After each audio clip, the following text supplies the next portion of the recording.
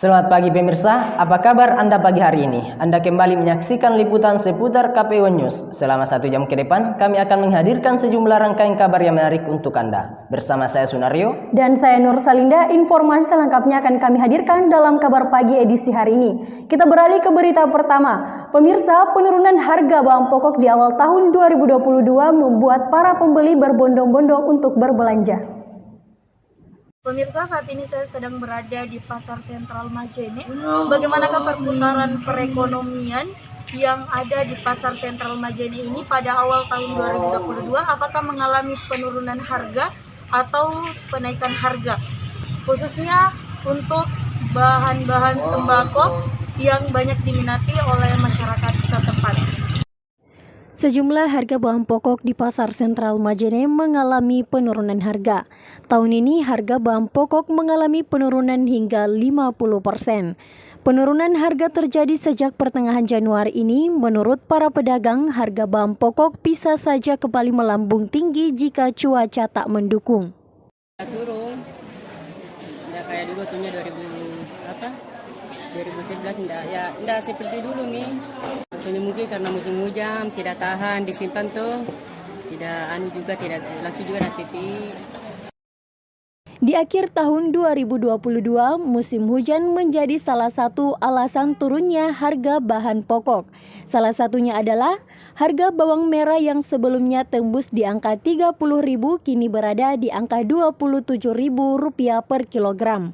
Selain itu, harga cabai rawit merah pada akhir bulan kemarin Rp50.000 mengalami penurunan menjadi Rp30.000 per kilogramnya. Puas sekarang lumayan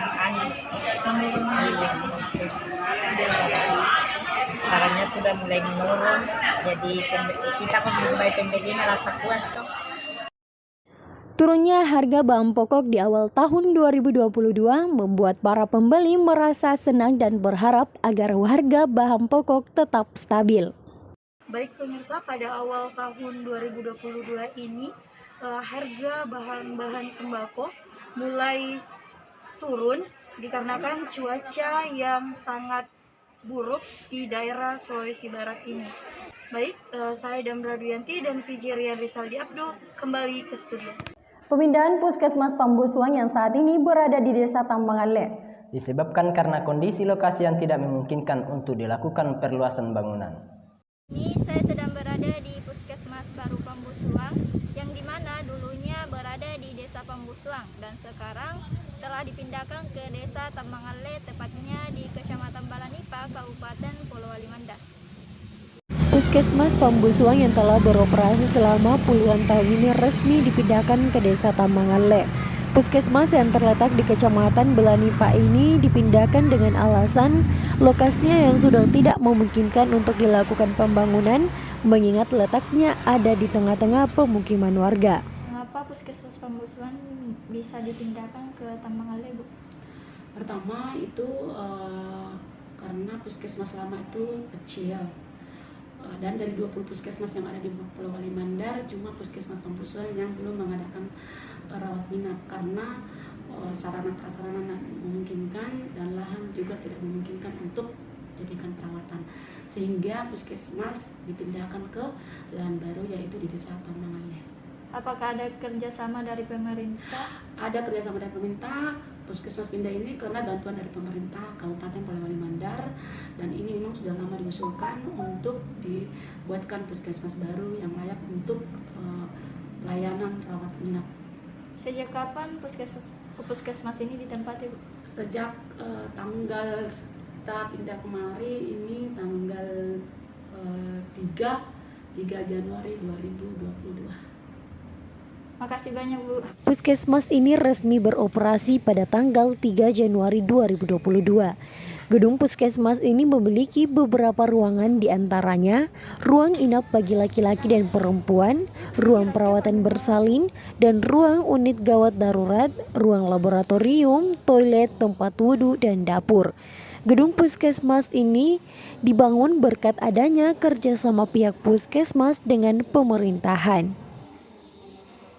Jadi alasan pemindahan Puskesmas Pambusuang ke Tamangale ini karena di Pambusuang sendiri tidak ada tempat yang strategis untuk membangun puskesmas yang lebih baik. Sehingga pemerintah dan pihak puskesmas melakukan kerjasama dalam membangun puskesmas yang baru di Tamangale. Saya Nuraini dan juru kamera Anwar Wahab dari tempat melaporkan. Beralih ke berita selanjutnya. Di masa pandemi ini menjadi ujian bagi banyak orang, mulai dari usaha mikro kecil dan menengah. Seperti yang dialami oleh para pelaku usaha kreatif, mereka mengotak-atik pikirannya untuk mempertahankan usaha mereka seperti yang dilakukan pemuda yang satu ini. Berikut informasinya. Assalamualaikum warahmatullahi wabarakatuh. Halo pemirsa, sekarang saya berada di rumah salah satu saudara kita, yakni saudara Arfan. Jadi pemirsa, saudara kita ini adalah saudara yang memiliki pengrajin. Jadi beliau ini memiliki kerajinan tangan yang terbuat dari akrilik. Akrilik ini banyak macam, diantaranya memiliki kerajinan membuat plakat dan membuat lampu hias. Untuk itu, jika pemirsa ingin melihat bagaimana, ikuti saya selanjutnya. Seperti yang Anda lihat, rekan kita berada di kediaman saudara Arfandi yang mengasah kreativitasnya di masa pandemi COVID-19. Kreativitas dari saudara Arfandi ini justru menjadi penghasilannya di masa pandemi, yang berawal dari iseng-iseng membuat kerajinan yang hanya belajar bermodalkan dari YouTube. Saudara Arfandi ini membuka jasa berupa kerajinan tangan yang terbuat dari akrilik. Di antara kerajinan yang dibuat adalah plakat, lampu hias, dan huruf timbul. Jasa kreativitas yang dibangun oleh saudara Arfandi ini dikelola bersama rekannya sekitar 3 orang. Jika ada yang memesan plakat, mereka bisa membuat 4-5 buah per hari, yang ditaksir dengan harga mulai dari 130 sampai dengan 150-an per plakat. Usaha yang dibuat oleh saudara ini sudah mulai dikenal di kalangan guru, mahasiswa, dan instansi lainnya. Sebenarnya ingin saya bertanya, sebenarnya akrilik sendiri itu bagaimana sih sebenarnya, saudara? Sebenarnya akrilik itu banyak sih fungsinya. Pertama bisa kita ini huruf timbul, ada juga sih dibuat mana neon box itu, dan juga lampu hias. Dan seperti yang Anda lihat, saudara Arfandi ini sekarang membuat huruf timbul yang merupakan pesanan dari instansi besar di Sulawesi Barat, yakni kantor LPMP, yang katanya huruf timbul itu akan dipasang di depan gerbang kantor LPMP. Keren ya sob? Pemirsa, itulah tadi seputaran dari kerajinan saudara Arfandi. Jika teman-teman ingin tertarik terhadap kerajinan yang dibuat oleh saudara Arfandi, bisa mengunjungi, bisa memesan langsung ke akun sosial medianya, yaitu Instagram. Bisa mengunjungi Instagram yakni Algenta Neon Box, atau saudara jadi pemirsa juga bisa datang ke tempatnya langsung ini, tepatnya di Kelurahan Baru, Kecamatan Banggai, Kabupaten Majene. Saya Rian Wahyudi, video jurnalis Nur Fauzia, di tempat melaporkan. Pelestarian lipas sakbe atau sarung sutra khas Mandar kini menjadi tren bagi masyarakat. Assalamualaikum warahmatullahi wabarakatuh. Saat ini saya sedang berada di Leko Padis, Kecamatan Tinambung, Kabupaten Polewali Mandar, di mana di tempat ini banyak warga masyarakat yang membuat sarung sutra Mandar atau biasa disebut dengan lipas sakbe. Dulu ibu-ibu Mandar mengisi waktu senggang mereka dengan menenun atau manete. Bahkan ada yang menjadikan manete ini sebagai mata pencaharian keluarga. Seperti slogan orang dulu, si wali pari, di mana ketika suami pergi melaut yang sampai berbulan-bulan untuk menghidupi kebutuhan istri dan anak, seorang istri bekerja dengan manete. Akan tetapi saat ini sarung sutra Mandar dijadikan sebuah usaha seperti yang ada di Tandasura, Kecamatan Tinambung, Kabupaten Polewali Mandar, sentra industri kreatif kain sutra tenun. Mau to masih kan manete, to misali pa. Nah tetep beta si 10 wangina mau to masih kan. 10 pengingat. Nah, itulah tadi sedikit informasi tentang cara pembuatan lipas sakbe beserta dengan macam-macam coraknya. Saya Nasrawati dan juru kamera Muhammad Al-Yadi dari tempat melaporkan.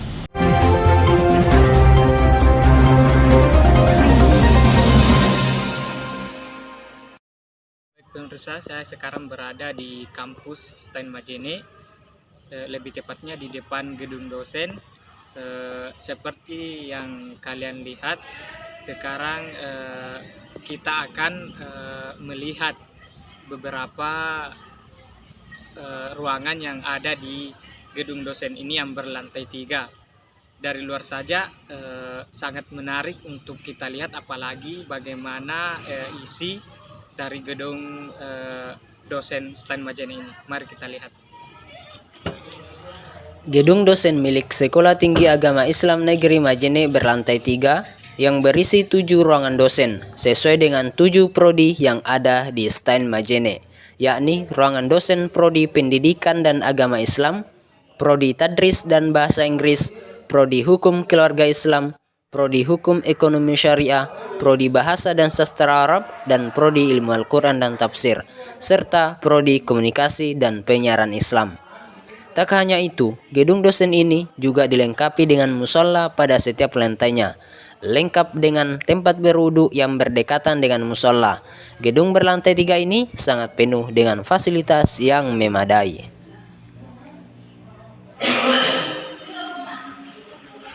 Nah, itulah tadi beberapa ruangan yang ada di gedung dosen ini. Menarik bukan? Yuk berkuliah di STAN Majene. Terima kasih. Saya sebagai reporter Rian Saldi Abdul dan Radioyanti sebagai VJ. Terima kasih, kembali ke studio.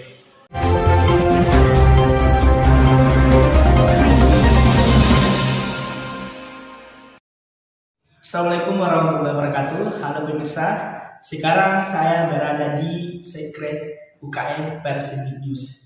Jadi UKM Persidik-News ini merupakan UKM yang khusus menginformasikan atau mengkritik kegiatan-kegiatan yang ada di STAN Majene. Jadi kegiatannya itu berupa menginformasikan jika ada kegiatan yang di STAN berupa kegiatan HMJ UAT, baik dari kegiatan HMJ itu sendiri maupun dari kegiatan yang diadakan oleh atasan-atasan dari pihak kampus. STAN Majene dari tahun ke tahun mulai berkembang pesat. Di antaranya adalah sekarang STAN Majene tidak perlu jauh-jauh lagi untuk mencari jurnalis, reporter untuk menginformasikan kegiatan-kegiatan mereka ke luar masyarakat. Unit kegiatan mahasiswa Persidik-News UKM ini didirikan pada sejak awal berdirinya STAN Majene. Jadi boleh tidak jelaskan sedikit bagaimana itu tugasnya Sidik-News kalau ada kegiatan di STAN Majene? Baik, terima kasih. Jadi Sidik-News pertama kita harus kata bersama bahwa Sidik-News adalah salah satu UKM. UKM adalah unit kegiatan mahasiswa. Nah, UKM Sidik-News ini adalah UKM pers di kampus kita STAN Majene. Dan tadi yang ditanyakan berdasarkan tugas dan fungsinya, kita dapat lihat itu di Undang-Undang Nomor 40 Tahun 1999 tentang fungsi pers. Nah, di dalam itu ada sebagai lembaga informasi, lembaga hiburan, pendidikan, kemudian juga sebagai kontrol sosial, kemudian di bunyi yang kedua itu adalah lembaga ekonomi. Nah, terkait dengan hal itu, di STAN Majene ini kita sebenarnya lebih banyak menginformasikan hal-hal yang seputar kegiatan-kegiatan yang dilakukan oleh kegiatan yang dilakukan oleh kampus, kemudian juga lembaga mahasiswa seperti HMJ, SEMA-DEMA, dan UKM yang lain. Jadi beberapa kegiatan kami telah lakukan publikasi juga sebagai pengantar dan kemudian sebagai promosi. Jadi, jika ada kegiatan-kegiatan baik yang diadakan oleh pihak atasan kampus STAN Majene maupun dari kegiatan yang diadakan oleh Ormawa seperti DEMA, SEMA, serta HMJ dan UKM lainnya, maka UKM Persidik-News tidak perlu dipanggil lagi, cukup memberikan informasi ke UKM mereka. Maka anggota mereka akan langsung turun ke lapangan, karena itu bagian dari tugas pokok dan fungsi UKM mereka. Jadi itulah tadi berupa informasi kegiatan dari UKM Persidik-News STAN Majene. Saya Rian Wahyudi, video jurnalis Nur Fauzia di tempat melaporkan.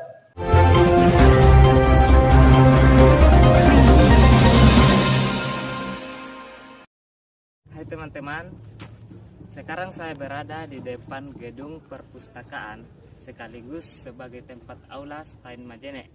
Nah, Stain Majene sendiri merupakan sekolah tinggi Islam negeri pertama yang berada di Sulawesi Barat.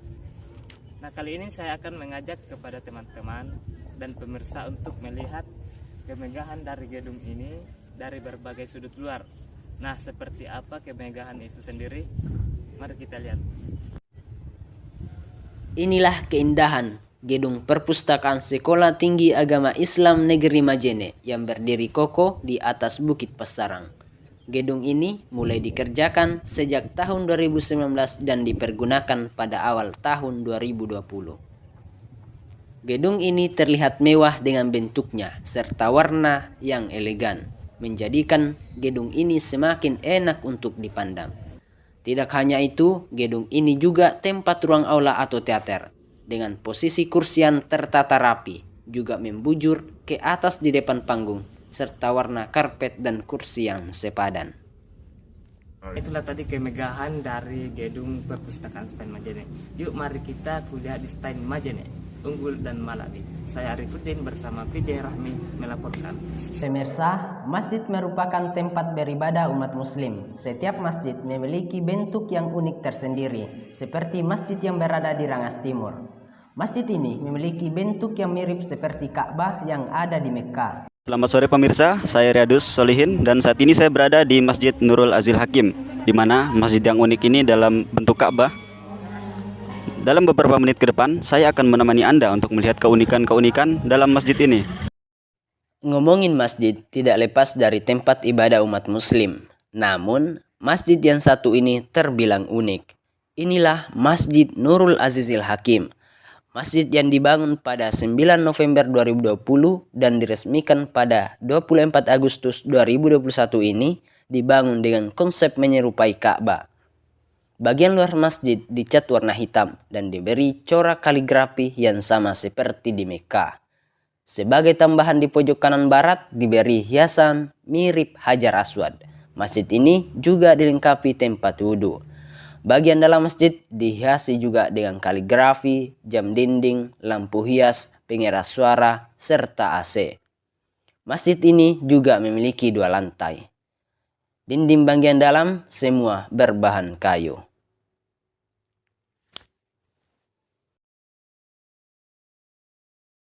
Saat ini saya sedang bersama Pak Imam dari Masjid Nurul Hakim, ya, atas nama Pak Abdurrahman. Jadi apa motivasi untuk dibangun masjid berbentuk Ka'bah seperti ini? Ini salah satu pendiri daripada Masjid Nurul Azizil Hakim, ya, Bapak Dr. Haji Andil Sukubliaco. Beliau pada saat melaksanakan haji, tidak tahu tahun berapa ya, jelasnya beliau melaksanakan haji bersama istrinya. Beliau terinspirasi bahwa insya Allah setelah dia berada di tanah Mandar ini, khususnya di Majene ini, beliau terinspirasi untuk membangun masjid. Nah, akhirnya terbentuklah Masjid Ka'bah ini. Ya, awalnya dari situ, ya. Jadi terus apa harapan kedepannya untuk masjid ini? Ya, harapannya semoga masjid ini semakin dengan adanya masjid ini yang terdekat-dekat di sini, beliau menegaskan bahwa memakmurkan masjid ini khususnya yang berada di daerah sini. Harapannya agar masjid ini bisa makmur lah, begitu.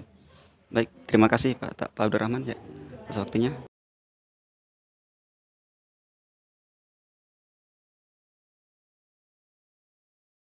Keunikan dari Masjid Nurul Azizil Hakim ini, saya Riyadus dan Amir pamit undur diri. Kembali ke studio. Hanya itu, di Kabupaten Majene juga memiliki masjid yang sangat besar. Lokasi masjid yang satu ini berpapasan langsung dengan pantai. Berikut informasinya. Saya sekarang berada di depan Masjid Raya Majene, lebih tepatnya di wilayah Kalmasir. Tentunya pemirsa bisa melihat bagaimana keindahan depan Masjid Raya ini, apalagi di dalam gedung Masjid Raya ini. Tentunya pemirsa pasti penasaran melihat bagaimana ruangan atau gedung Masjid wilayah Kalmasir ini. Masjid Ilegal Masir memiliki ruangan ibadah yang begitu luas, membuat pengunjung merasa nyaman. Selain itu, terdapat lukisan kaligrafi indah yang berisi pesan dakwah di setiap sisi yang membatasi lantai 2 dan 3. Membuat masjid ini semakin indah dengan nuansa ayat suci Al-Quran. Corak kaligrafi yang berwarna hijau juga menghiasi sisi kiblat beribadah, serta tempat khatib yang sangat klasik, terbuat dari kayu jati pilihan yang berwarna kecoklatan semakin membuat ruangan sangat estetik. Tak hanya itu, Masjid Raya Ilegal Masir ini juga memiliki letak yang sangat strategis, karena dari sisi samping masjid, pengunjung disuguhkan pemandangan laut lepas yang begitu indah. Itulah keindahan Masjid Ilegal Masir ini bagi masyarakat atau pemirsa yang berkunjung ke Kota Majene tentunya wajib untuk singgah ke masjid ini untuk beribadah maupun berfoto-foto di depan maupun di dalam Masjid Ilegal Masir. Saya yang saya lihat dulu sebagai reporter dan Damra diganti sebagai VJ. Terima kasih, kembali ke studio. Pemirsa, masjid tertua di Tanah Mandar ini merupakan buah peninggalan dari perjuangan Imam Lapeo dalam menegakkan Islam di Sulawesi Barat. Berikut informasinya. Oke, saat ini saya sedang berada di depan Masjid Nurut Taubah, yang dimana masjid ini berada di Desa Lapeo, Kecamatan Capalagian, Kabupaten Polali Mandar. Nah, selain menjadi tempat ibadah, ternyata masjid ini juga menjadi tempat berziarah, karena kebetulan makam dari tokoh agama karismatik yang ada di Mandar, yakni Imam Lapeo, berada dalam pelataran masjid ini. Seperti apakah kisah dan sejarahnya? Tetaplah ikuti kami. Masjid ini menjadi bukti sejarah otentik bagaimana Imam Lapeo mengajarkan Islam di tanah kelahirannya. Masjid inilah yang paling rutin dikunjungi para peziarah di Sulawesi Barat. Jadi mereka tidak hanya datang untuk beribadah tetapi juga untuk berziarah di makam Imam Lapeo. Upaya untuk membangun masjid ini bukanlah hal yang mudah, banyak lika-liku cerita yang melingkupinya. Konon untuk membangun masjid ini Imam Lapeo harus berutang ke banyak tempat untuk membiayai pembangunan. Masjid ini ternyata juga mendapatkan sokongan dari para pedagang Cina. Lalu untuk menguatkan struktur menara digunakan sisa-sisa besi dari pembangunan jembatan Mapili. Desain bangunan masjidnya juga sangat mewah, bahkan disebutkan begitu banyak pula keajaiban-keajaiban sebagai bentuk keramah dari Imam Lapeo. Untuk mengenang hal itu, di depan masjid ini juga terdapat ruko, tempat belanja baju-baju yang bergambarkan Kiai Haji Muhammad Tahir. Masjid ini setidaknya menjadi salah satu dari 17 masjid terbesar di pesisir Sulawesi Barat. Itulah tadi seputar tentang Masjid Nurut Taubah dan makam Kiai Haji Muhammad Tahir, Imam Lapeo. Saya Nur Wahab dan VJ Nuraini. Sekian dan terima kasih. Beralih dari berita masjid, kita ke Desa Batulaya, Kecamatan Tinambung, Kabupaten Polewali Mandar. Telah diresmikan sebuah bangunan yang dijadikan sebagai rumah budaya Provinsi Sulawesi Barat. Assalamualaikum warahmatullahi wabarakatuh. Pemirsa, sekarang saya berada di Rumah Budaya Provinsi Sulawesi Barat yang terletak di Butu Ciping, di Desa Batulaya, Kecamatan Tinambung, Kabupaten Polewali Mandar. Dari tempat saya berdiri, sudah terlihat keindahan dan keestetikan dari Boyang Kayang ini. Boyang Kayang merupakan rumah budaya Provinsi Sulawesi Barat yang terletak di Butu Ciping, Desa Batulaya, Kecamatan Tinambung, Kabupaten Polewali Mandar. Salah satu keunikan dari bangunan ini adalah bentuknya yang simetris, yang jika dilihat dari depan dan belakang menambah keindahan bangunan ini. Selain dijadikan rumah budaya, bangunan ini juga sangat bagus dan cocok untuk berfoto atau hanya sekedar berwisata bersama teman atau keluarga. Dari mana Anda tahu tentang tempat ini? Dari sepupu sih, karena saya juga baru tahu tempat ini. Diberitahu oleh sepupu tadi di bawah. Kemudian saya kemarin diantar oleh sepupu juga. Apa kesan tak tentang Kalau soal kesannya sih bagus tuh, karena tempat ini banyak yang dikunjungi orang, kemudian sangat bersih juga tempatnya, indah juga kalau kita motret inilah kalau anak-anak milenial gitu ya. Suka. Keunikannya. Kalau keunikannya uniknya karena rumah adat itu pasti berbeda-beda ya toh. Iya. Nah, rumah adat Mandar ini rumah adat Mandar ya. Iya. Rumah adat Mandar sangat bagus. Kemudian pokoknya kalau letak keunikannya sih dari warnanya ya. Kalau saya. Warnanya yang klasik dan terlihat mewah sangat menunjukkan kesan Mandar yang kental. Oleh karena itu, tak salah jika Boyangkayang ini dijadikan rumah budaya Provinsi Sulawesi Barat.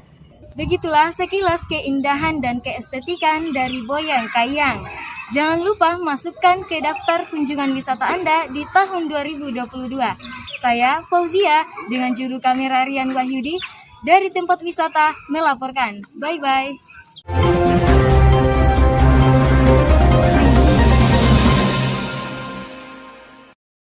Sekolah Tinggi Agama Islam Negeri Majene yang berada di Provinsi Sulawesi Barat, Kabupaten Majene telah berdiri selama 6 tahun.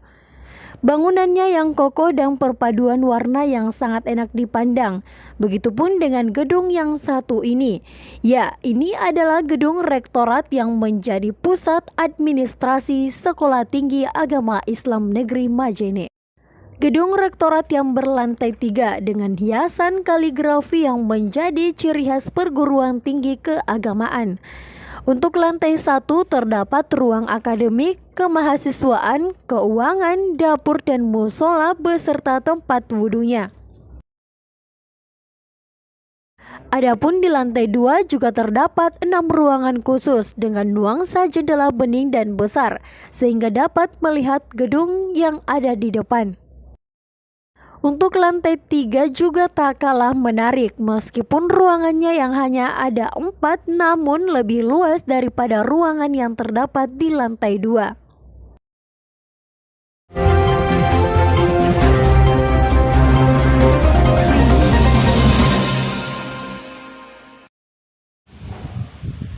Saat ini saya sedang berada di perpustakaan STN Majene, salah satu sekolah tinggi agama Islam negeri yang ada di Sulawesi Barat.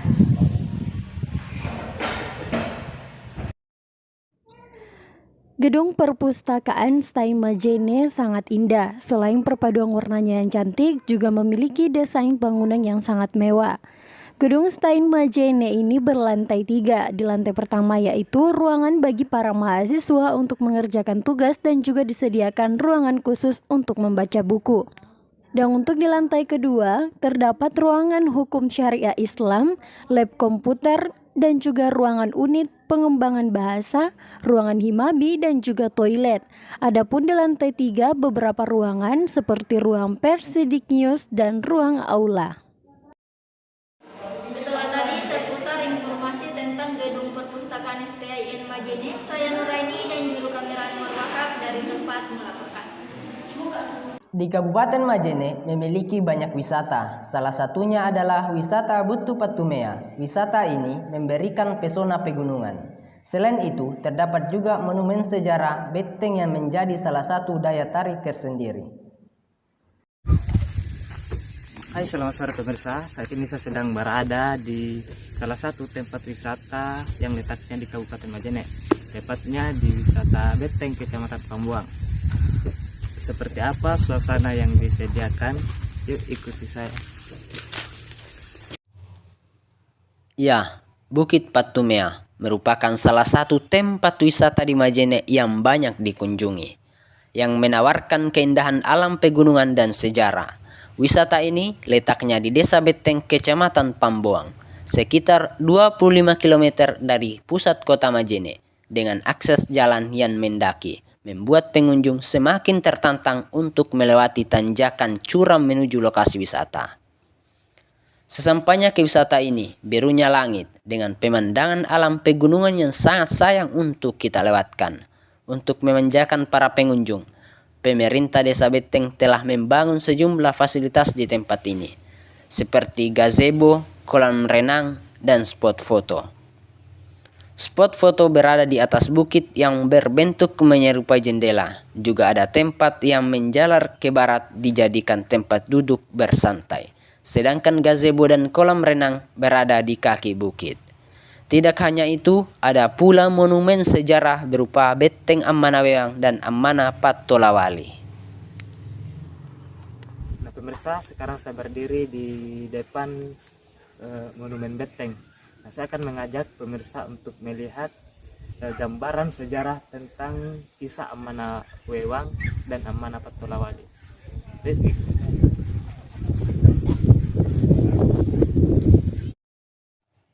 Monumen ini merupakan batu semen yang berbentuk lingkaran setinggi 4,2 meter. Dalam monumen ini terdapat ruang kecil dan gambaran di dinding tentang sejarah Ammana Wewang dan Ammana Pattolawali, dan terdapat tangga yang menjalar ke atas yang terhubung ke puncak Menara Beteng. Setelah kita berada di puncak Beteng, kembali kita disuguhkan pemandangan pegunungan yang semakin memanjakan mata, terlebih ketika menjelang malam. Di bukit ini semakin indah terlihat oleh mata dengan sinar matahari jingga di ufuk barat di atas pegunungan yang luas. Nah, itulah tadi suasana di Bukit Patumea. Selain pengunjung bisa menikmati suasana alam, pengunjung juga bisa melihat gambaran sejarah Ammana Wewang dan Ammana Pattolawali. Saya Arif. Kompleks Makam Raja-Raja Hadat Banggai Mandar berlokasi di Kecamatan Banggai, Kabupaten Majene, Provinsi Sulawesi Barat. Di kompleks makam yang tersebar pada lahan seluas 1,6 hektar menjadikan kompleks yang luas di Sulawesi Barat. Tidak hanya itu, sekitar lokasi tersebut juga terdapat Butu Ondongan dan Butu Poki. Pemirsa, saat ini saya sedang berada di Bukit Ondongan, tepatnya di makam Raja-Raja Hadat Banggai yang terletak di Jalan Ondongan, Kecamatan Pangaliali, Kabupaten Majene. Seperti apa view dan keindahan makam Hadat Raja-Raja ini sekaligus tempat berwisata untuk masyarakat Majene? Mari kita saksikan. Let's go! Kompleks makam Ondongan ini merupakan area pemakaman Raja-Raja Hadat Banggai Mandar pada abad ke-17 hingga abad ke-20. Terdapat 5 sektor makam di lokasi ini. Makam sektor barat ada makam Raja Banggai yang bernama Makidaeng Manguju Tomatindo Dilan Risan dan para kerabatnya. Makam sektor utara ada makam Raja Banggai yang bernama Lolang Tumonge Alelana dan para kerabatnya. Selanjutnya, makam sektor tengah selatan ada makam Raja Banggai yang bernama Nyuriang dan para kerabatnya. Dan makam sektor timur barat ada makam Raja Banggai yang bernama Sanggaria Tunaung Anjoro dan para kerabatnya. Makam sektor timur ada makam Raja Banggai yang bernama Mula Panggadang Tomatindo di Banggai dan para kerabatnya. Bahan pembuatan makam beragam jenis. Ada yang dari batu pedas, batu karang, dan batu kayu. Tak hanya itu, hiasan makan pun beragam. Ada kaligrafi, geometris, dan swatika yang menghiasi makam bersejarah ini. Tempat ini tak hanya digunakan sebagai tempat untuk berziarah, tetapi seringkali pengunjung banyak berdatangan ke tempat ini dan kemudian menjadikan tempat ini sebagai tempat berwisata. Bukit Ondongan yang dari dua sisi menampilkan berbagai keindahan yang memanjakan mata. Di sisi kiri terdapat kompleks makam raja-raja dan sisi kanan terdapat gazebo serta view yang indah menambah keunikan tempat ini. Dulu ada karcis 5.000 per orang. Tapi sekarang saya bisa memungut karena sudah ada praktis jam 7.30 kadang orang Maros datang siara dan mahasiswa kerja tugas begitu deh Pak. Kerimbunan dedaunan pohon ketapang semakin menambah kesejukan di tempat ini. Tak hanya itu, terpaan angin laut pun menambah kenikmatan dan akan membuat pengunjung semakin terbawa suasana. Kami berkunjung ke sini dalam rangka mengerjakan tugas skripsi.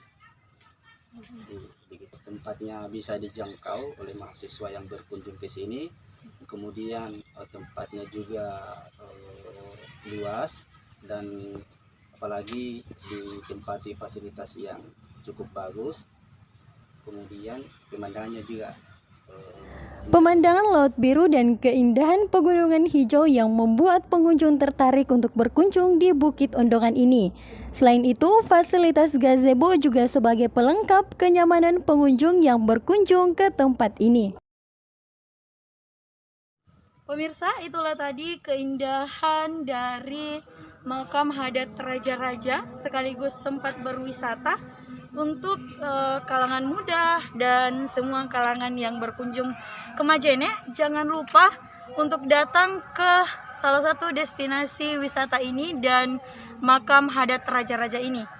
Oke, saya Damra Duyanti dan Fijir Yandi Saldi Abdu kembali ke studio. Pemirsa, kita beralih ke kabar lainnya. Setiap waktu libur tiba, tempat wisata selalu ramai dikunjungi wisatawan. Jika berbicara tentang keindahan, Indonesia dikenal dengan dunia keindahan alamnya seperti yang ada di Sulawesi Barat.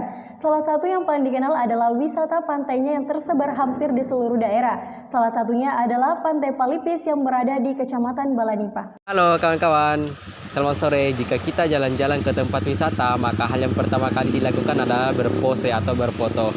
Nah, sekarang ini saya sedang berada di Pantai Palipis, di mana pantai ini berada di Kecamatan Balanipa, Kabupaten Polewali Mandar. Seperti apakah keindahan Pantai Palipis ini? Tetaplah ikuti kami. Di Sulawesi Barat sendiri ada banyak puluhan destinasi wisata laut yang ramai dikunjungi wisatawan. Salah satunya adalah Pantai Palipis. Pantai yang terkenal di Kecamatan Balanipa ini sering dikunjungi wisatawan baik dari dalam maupun luar daerah. Pemandangan yang disuguhkan saat berada di Pantai Palipis sangat indah, dengan hamparan pantai, pasir putihnya dan juga pantainya yang bersih. Pengunjung juga bisa bersantai sambil menikmati es kelapa muda segar di gazebo yang sudah disediakan. Dan harga juga relatif murah, mulai dari Rp8.000 hingga Rp12.000. Selain itu, di sini juga terdapat dermaga yang terbentang lumayan jauh ke arah laut. Itulah tadi seputar tentang keindahan Pantai Palipis, dan jangan lupa berkunjung ke tempat ini. Saya Anwar Wahab dan Fiji Nuraini pamit undur diri. Bye-bye. Namun tak kalah dengan wisata yang ada di Polewali Mandar, wisata yang terkenal adalah Pantai Babatoa yang merupakan salah satu ikon wisata yang banyak diminati masyarakat karena memiliki keunikan tersendiri. Hai pemirsa, kali ini saya berada di Pantai Babatoa Lapeo, Kecamatan Campalagian. Mau lihat keseruannya? Mari ikuti saya. Wisata ini berada di Desa Lapeo, Kecamatan Campalagian. Jaraknya dari sekitar 1 kilo dari Masjid Nurul Taubah Lapeo yang didirikan oleh Kiai Haji Muhammad Tahir atau dikenal dengan gelar Imam Lapeo. Untuk menempuh wisata ini banyak jalur yang bisa kita gunakan. Salah satunya dari depan SMU Campalagian, Anda bisa mengambil jalur ke arah pesisir. Sebagai penanda bahwa Anda telah sampai di titik Pantai Lapeo, terdapat sigboard yang akan menyambut Anda yang bertuliskan "Selamat datang" atau "Welcome to Destinasi Wisata Alam Natural Destination Tourist". Pantai Babatoa, Desa Lapeo, Kecamatan Campalagian, Kabupaten Polewali Mandar. Sigboard ini adalah simbol yang didirikan oleh pihak Dinas Pariwisata Provinsi Sulawesi Barat. Pantai Lapeo yang dianggap sebagai pantai yang cukup romantis. Ketika menjelang sore, lembayung senja akan hadir di ufuk barat dan akan turun perlahan-lahan dengan kilauan indahnya. Baik pemirsa, kali ini saya bersama salah satu pengunjung dari Pantai Babatoa ini, yaitu Kak Sadri. Baik Kak Sadri, bagaimana pendapat Anda tentang Pantai Babatoa ini? Pendapat saya tentang Babatoa ini sudah bagus ya. Di sini pun juga banyak pengunjungnya. Bahkan pelaut-pelaut di sini menyediakan kapal untuk seseorang yang ingin menyelam untuk melihat terumbu karang yang di luar sana. Itulah pandangan saya tentang Babatoa ini. Baik, terima kasih Kak Sadri. Baik pemirsa, saya reporter Ali Fitraksa dan PJ Ajrung Husain melaporkan. Masih dengan wisata pantai, menyaksikan langit cerah dan laut biru, serta tebing batu sangat sayang untuk dilewatkan. Sebuah wisata pantai Taraujung yang berada di Kecamatan Pambuang. Tempat ini sangat cocok dijadikan sebagai tempat hiburan. Kabupaten Majene memiliki banyak potensi alam yang sayang untuk dilewatkan. Salah satunya tebing batu Pantai Taraujung yang tentunya berada di Kecamatan Pambuang. Nah, mau lihat seperti apa keindahannya? Yuk ikuti saya. Wisata kali ini adalah Pantai Taraujung yang memiliki tebing batu yang sangat indah. Namun sayangnya tempat ini belum ramai dikunjungi orang karena wisata ini belum diketahui banyak orang. Jarak tempuh untuk sampai ke tempat ini lumayan memakan waktu karena kawasan tebing batu yang berada di balik kawasan hutan bakau mengharuskan kita untuk berjalan kaki. Tidak hanya itu, ketika berada di atas tebing batu, mata akan langsung terpana melihat keindahan gunung yang mengelilingi. Tidak hanya itu juga, terdapat ayunan di atas tebing batu yang dibuat oleh warga. Cocok menjadi tempat bersantai sembari duduk menunggu matahari tenggelam. Tetapi pengunjung harus tetap berhati-hati saat menjelajahi tebing batu di pantai ini. Lengah sedikit, pengunjung bisa terjatuh dan tentunya membahayakan keselamatan. Sesampainya di tebing batu, hamparan ombak laut bergema keras, mata dimanjakan oleh panorama alam di sini. Dengan keindahan warna dari air laut yang memantulkan cahaya kilauan, deburan ombak yang pecah menghempas karang menjadi pemandangan yang sayang untuk dilewatkan sambil menikmati angin laut.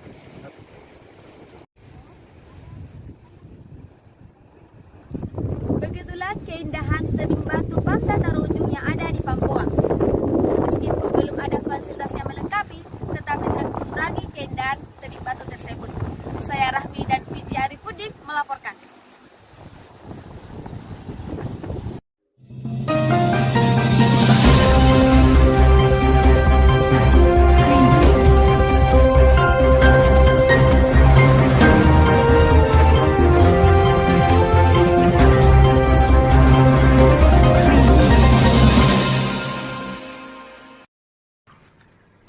Nah, pemirsa, selamat datang kembali di Talkshow KPI. Terima kasih untuk setia di program kami. Nah, di segmen kali ini saya akan membahas tentang prestasi dan lebih dalam lagi. Tentunya saya tidak sendiri, saya bersama dengan salah satu mahasiswa berprestasi dari Sekolah Tinggi Agama Islam Negeri Majene, Stain Majene. Dan kemarin dia mendapatkan predikat kedua Lomba Debat Bahasa Inggris pada Pekan Olahraga dan Performance Seni se-Indonesia Timur tahun 2021. Selamat pagi, Kia. Pagi. Nah, ada beberapa yang mau kutanya nih, Kia, supaya teman-teman dan pemirsa di rumah itu tahu. Kira-kira kan kemarin lombamu itu debat bahasa Inggris. Ya. Kira-kira kenapa harus bahasa Inggris? Susah tidak belajar bahasa Inggris? Ya, kenapa bahasa Inggris dipilih? Sebenarnya awalnya tuh suka bahasa Inggris dari SMP. Karena pertama kali belajar bahasa Inggris dari SMP, ya saya saat itu banyak guru yang bilang kalau ternyata ada bakatku di bahasa Inggris. Nah akhirnya meskipun SMA kemarin tidak masuk jurusan bahasa, tapi saya mengejar mimpi lewat masuk pendidikan bahasa Inggris di Stain Majene. Nah, saya ikut lomba debat itu karena ya ada juga passion karena ingin meningkatkan keterampilan berbahasa, terutama dalam speaking atau berbicara, dan juga bagaimana sih saya kalau ikut kompetisi apakah saya bisa menang atau tidak, karena waktu SMA itu saya tergolong siswa yang tidak pernah ikut kompetisi. Tidak cukup. Bukan juga. Terus jadi karena ini lomba-lomba yang diikuti itu seolah-olah menjadi ruang untuk merebranding diri. Ya, seperti itu. Tapi kalau menurut enggak, bahasa Inggris itu sulit tidak untuk dipelajari. Bahasa Inggris, ya. Kan ada yang kayak grammar, terus apa lagi tuh yang susah kalau ya, saya. banyak grammar, pronunciation, penempatan kata yang di awal kalimat, terus kira-kira susah tidak kalau menurutmu itu bahasa Inggris? Kalau menurutku sebagai orang yang suka sama bahasa Inggris, ya bahasa Inggris itu susah gampang kalau untuk yang suka. Karena kalau untuk yang tidak suka bahasa Inggris pasti bilang sulit. Kalau saya kan karena saya suka bahasa Inggris, akhirnya saya mau mendalam bahasa Inggris. Nah, kalau masalah tentang susahnya kayak saya disebutkan atau susah untuk buat kalimat dalam bahasa Inggris karena itu ada aturan grammar sama tensisnya yang harus diperhatikan. Nah, tentunya itu sih yang membuat kesulitan orang-orang. Tapi kalau untuk saya sendiri, ya alhamdulillah karena saya suka sama bahasa Inggris, dan akhirnya saya juga bisa mempelajarinya lebih baik dan bisa menguasainya. Oke, karena kalau kupikir itu bahasa Inggris rumit sekali dan banyak orang yang mungkin, teman-teman mungkin di rumah, kalau saya di rumah punya budgeting lumayan, punya bisa fasilitasi pendidikannya dan ikut TOEFL, terus apalagi bisa juga ikut kelas-kelas yang kayak di kelas bahasa Inggris. Nah intinya itu. Nah kalau saya mau tanya lagi Kia, itu mahasiswa kalau dia punya mahasiswa itu bisa jadi apa kalau dia punya prestasi? Mungkin bisa diceritakan bagaimana perasaannya ketika dapat prestasi itu bagaimana? Nah, ini sebenarnya pertanyaan menarik ya. Nah, kalau jadi mahasiswa berprestasi itu bisa jadi apa? Tentunya kita bisa dikenal oleh orang. Yang pertama yaitu, karena kenapa ya? Saya tuh punya cerita ya, karena yang tadinya teman saya, tadinya teman kelasnya itu tidak tahu siapa saya. Dia itu kan tahu saya lewat penghargaan yang diberikan oleh kampus. Kan kampus itu memposting juara-juara yang ikut kemarin pas sporting team. Nah, salah satunya adalah saya dan tim saya ikut di organisasi kemarin. Nah, jadi teman saya cerita kalau temannya kemarin tidak mengenal saya, akhirnya mengenal saya lewat prestasi saya kuliah. Kompetisi itu. Dan juga tentunya dikenal ya sama dosen. Yang tadinya dosen tidak kenal, dan dia kenal sama saya. Jadi sedikit ada potensial untuk mendapatkan nilai ya. Ini.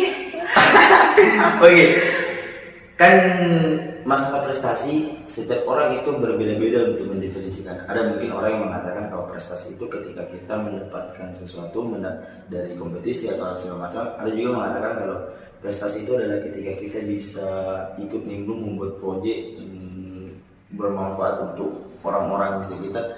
Ada yang menganggap seperti itu. Tapi kalau untuk Kia, sebenarnya prestasi itu seperti apa? Apa definisi prestasi menurutmu? Nah, kalau ditanya apa itu prestasi menurut saya, kalau saya bisa gambarkan dalam satu kata ya, prestasi itu kalau dalam bahasa Inggris itu passion, kayak hasrat. Apa sih yang kita suka? Kita mau mengembangkan diri kita di kompetisi lewat berlomba. Nah, kita kan tidak mungkin ikut lomba misalnya komunikasi kalau memang kita itu basicnya bahasa Inggris. Tentunya kita harus memilih lomba yang sesuai dengan apa yang kita niati, yang kita sukai. Menurut saya sih. Tapi kalau sebenarnya kan bahasa Inggris itu kan bahasa internasional. Teman-teman penulis yang ada di rumah itu bisa jalan kemana saja dengan bahasa Inggris, right? Dan saya punya kemarin cerita-cerita juga sama teman. Saya kemarin tanya, kan dia kan kadang kita punya teman yang sedikit rese dan ya begitulah jokes. Dia ditanya, saya tanya kemarin, what is your name? Dia jawab, I'm fine, kan tidak nyambung. Dan kupikir adalah ternyata kalau kita mau belajar bahasa Inggris ada beberapa step by step yang harus kita lalui seperti itu. Kira-kira kalau menurutmu tips-tips untuk belajar seperti itu seperti apa? Karena kalau kupikir menurutku ya, kalau kita pandai bahasa Inggris itu sebenarnya adalah prestasi tersendiri untuk diri kita sendiri, karena kita menguasai yang tidak banyak orang bisa menguasai. Tapi kalau menurutmu tips untuk bisa menguasai bahasa Inggris itu seperti apa? Nah, kalau dari saya sendiri, saya itu kan orangnya suka belajar sendiri, otodidak gitu. Nah, kalau untuk orang yang suka belajar otodidak ya, jadi kita harus memanfaatkan teknologi sekarang seperti dari YouTube atau aplikasi-aplikasi yang ada di Play Store, ada banyak kan. Di situ kita bisa belajar untuk meningkatkan kemampuan bahasa Inggris kita, karena selain itu juga menjadikan kita untuk lebih praktis belajar, jadi kan kita tidak usah mengeluarkan terlalu banyak biaya atau terlalu banyak tenaga untuk pergi les sana kemari. Itu justru TOEFL itu yang ada di syarat kalau mau daftar beasiswa. TOEFL daftar beasiswa. Nah, kalau dari sendiri tipsnya ya mulai aja dulu. Niat dulu, apakah ada niat untuk belajar bahasa Inggris. Mulai dulu untuk saya ini harus belajar bahasa Inggris, harus mulai dari basic, misalnya dari pelafalannya dulu, bagaimana kalau pelafalannya huruf alfabet dari A sampai Z. Mungkin masih ada yang agak salah begitu. Dari basic dulu, terus kita bertingkat-tingkat begitu dari level 1 sampai level akhir supaya kita bisa menguasai bahasa Inggris. Yang aku bingung kan itu kalau misal alfabet yang penyebutan bahasa Inggris huruf H, bagaimana itu Pak? H.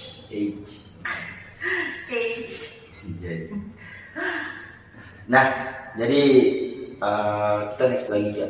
Kalau misal kalau menurutku ya, kalau kita tahu bahasa Inggris, kita sedikit berpeluang untuk mendapatkan prestasi-prestasi. Right? Baik itu misal kalau kita ikut kompetisi, contoh ya di Kabupaten Majene atau Marolo Makapa, meskipun memang menilainya beda, tapi kalau kita sedikit menguasai bahasa asing adalah bisa jadi nilai tersendiri. Nah, jadi kalau menurutku sebenarnya bahasa Inggris itu bisa membuat kita bisa mendorong kita untuk mendapatkan prestasi. Jadi yang ingin kutanyakan itu apakah kita harus membuka ruang untuk meraih prestasi atau bagaimana? Apakah memang kita harus peka dengan ruang tertentu atau kita harus membuka ruang, diri kita harus membuka ruang bagaimana agar diri kita mendapatkan prestasi? Oke. Next question, yang pertanyaannya menarik sekali ya. Kalau saya sendiri sih tentunya kita dulu ya yang membuka, karena ya kalau kita bisa buka jalan untuk kita sendiri untuk ikut kompetisi, misalnya kita cari tahu info update begitu, dan kita juga bisa mengatakan ternyata ada lomba lagi, ini ada kompetisi seperti ini. Nah, hal itu juga akan membuat diri kita untuk tertarik ikut. Oh, ayolah kapan lagi lah gitu kalau kita bisa ikut kegiatan seperti ini, lomba seperti ini, seperti teman apa ya, meskipun saya tidak sempat ikut kemarin. Kenapa? Karena ada something yang tidak yang privasi.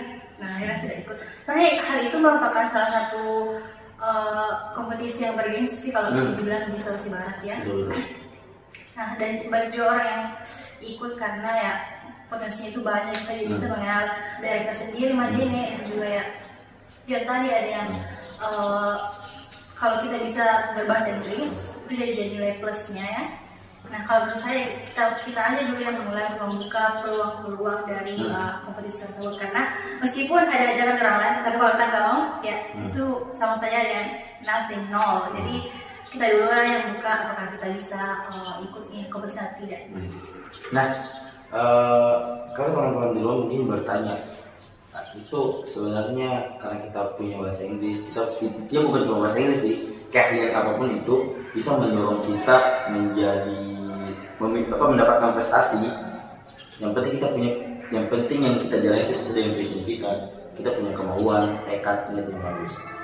Dan yang untuk yang terakhir, kalau menurut dia itu prestasi, dia berpotensi tidak untuk masa depan kita, dia punya pengaruh tidak untuk masa depan. Kemudian itu prestasi juga, itu penting tidak sih untuk dimiliki setiap orang? Oke, jadi kalau menurut saya prestasi ya tentunya ya berpengaruh untuk masa depan kita, karena ya seperti yang tahu kalau kita yang melamar kerja seperti itu tentunya ada riwayat prestasi seperti itu. Tentunya itu jadi nilai plus juga ya kalau kita ingin melamar kerja seperti itu, dan juga prestasi juga akan menjadi pengalaman berharga untuk kita. Jadi sangat berpengaruh untuk masa depan kita. Misalnya kita ingin mengikuti apakah ada pekerjaan lain kan seperti itu. Jadi dari kompetisi itu, dari prestasi itu, dari pengalaman itu bisa menjadi teman kita, teman jalan kita, apa yang harus kita lakukan seperti itu. Dan kalau pentingnya prestasi menurut saya itu ya sangat penting ya. Apalagi kan kalau kita ingin mengembangkan diri kita, mengembangkan potensi kita, seperti apa sih seperti saya saat ini saja, tentunya itu penting untuk meningkatkan atau mengupgrade diri kita sendiri sebagai seorang apakah jadi seorang mahasiswa atau jadi seorang pekerja di masa depan. Oke deh, untuk yang terakhir, for the last apa nggak? Last but not least. Intinya itu, karena saya juga tidak jago dalam bahasa Inggris guys. Nah, untuk yang terakhir, sebelum kita menutup segmen ini, Kia mungkin bisa kasih pesan untuk teman-teman dan pemirsa yang ada di rumah, bagaimana kita bisa, intinya pengalamannya lah, kan Kia sudah punya pengalaman dan sudah meraih prestasi, kemudian mungkin sudah mahir dalam bahasa Inggris. Kira-kira punya pesan tidak untuk teman-teman dan pemirsa yang ada di rumah? Oke, terima kasih. Jadi kalau untuk pesan saya kepada pemirsa yang di rumah, teman-teman yang saat ini sedang menjadi mahasiswa, apalagi yang ingin menekuni dunia bahasa Inggris. Kalau kalian ingin menekuni satu bidang ataupun sebuah keilmuan, maka kalian harus serius ya, dan juga kalian harus punya niat kalau kalian itu ingin menguasainya ataupun mendalaminya. Dan yang penting itu kalau dalam bahasa Inggris itu harus praktek juga, karena tidak mungkin kalau kita bisa belajar ataupun menguasai suatu bidang ilmu tanpa praktik, karena practice makes perfect. Jadi itu mungkin dari saya. Terima kasih. Oke, kalau saya di rumah mungkin itu bincang-bincang saya kali ini dengan Kia, namanya nggak bisa. Warkia. Nah, Warkia. Jadi semoga teman-teman yang ada dan semoga teman-teman dan pemirsa yang ada di rumah itu bisa termotivasi, bisa terinspirasi dari cerita-cerita dari cerita-cerita dari Kia tadi. Nah, teman-teman, mungkin itu bincang-bincang saya hari ini bersama dengan Kia. Semoga teman-teman dan pemirsa di rumah termotivasi dan terinspirasi tentunya. Sampai jumpa, saya Kia, pamit, dadah.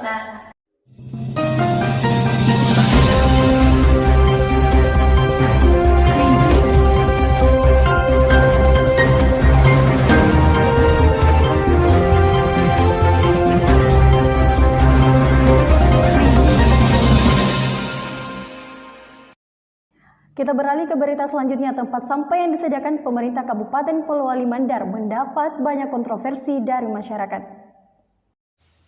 Assalamualaikum warahmatullahi wabarakatuh.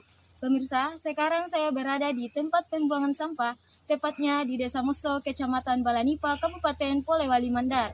Tempat sampah ini dibuat oleh pemerintah Kabupaten Polewali Mandar yang katanya mendapat banyak kontroversi dari masyarakat.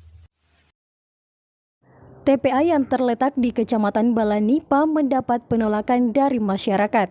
Keberadaannya yang berdekatan dengan perkebunan masyarakat ini menimbulkan bau tak sedap yang mengganggu ketenangan masyarakat yang lewat di daerah itu. Sampah-sampah yang dibuang berupa sampah organik dan anorganik. Apabila sudah bertumpuk akan ditimbun dengan tanah yang tersedia di sekelilingnya. Namun tempat tersebut tetap saja menjadi sarang lalat. Apalagi bayar maksudnya pesan kampung deh nana tama deh apa tadi bangunan apa bere buku yang siapa maksudnya untuk pakapun buku nanu dah sangat deh cuma selama belum lanau masih lanau ya. Tahu pembuang sampah. Ya, nah tolak pagkampung. Iya. Dari apa mo alasannya pagkampung buang ada natolak yo? Bosi sampai repuan. Selain itu, TPA ini juga berdekatan dengan sungai-sungai yang apabila pada musim hujan, airnya akan menimbulkan bau yang tercemar dari sampah tersebut. Beginilah keadaan tempat sampah yang mendapat banyak kontroversi dari masyarakat. Saya Fauzia dengan juru kamera Rian Wahyudi dari tempat kejadian melaporkan. Informasi tadi sekaligus menutup perjumpaan kita di KPI One News hari ini. Saya Nur Salinda dan saya Sunario serta segenap kerabat kerja yang bertugas pamit undur diri. Selamat pagi, sampai jumpa.